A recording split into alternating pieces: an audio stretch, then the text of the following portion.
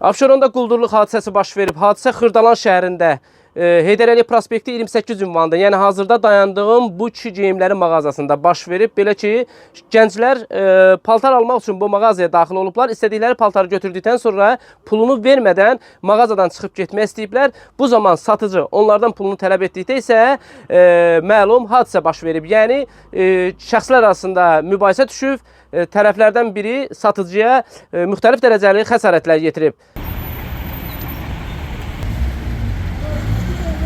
Mənim yanımda olan 2 nəfər idi. Maşında da 2 oğlan, bir qız idi. Pilləkəndən qaçmaq istəyəndə bunu tutdum. Tutdum, dedim gəl işığa da, ya gedib dükana, mənim pulumu ver, hara qaçsın. Biraz gəlmişdi, başladı hay-küy salmağa. Hay-küy saldı, məni belə itələdi, qaçdı. Qaçanda arxa cibimdən telefon düşdü yerə. Neçə radələrində baş verdi? Ona işləmiş tarixdə 5-10 dəqiqə belə baş verdi. Hə, axşam. Axşam ona işlədim. Mən bağlı idim dükana.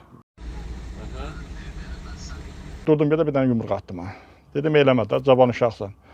Yəni ayıbdır sənə. Sən belə də olubdu. Gəl paltarı yadı soyun, apardıqları da gətir.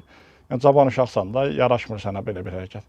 Gəldim yavaş-yavaş bura yəni ki belə dedi, kameranın yanına. Həm də biraz özümü qorumaq üçün arxa-arxaya gəldim, dedim yığışdı da, qardaş onu yığışdı. Ümumi yəni belə dedi, ən ucuz dəyərlə 345 manat mal götürüb qaçdı.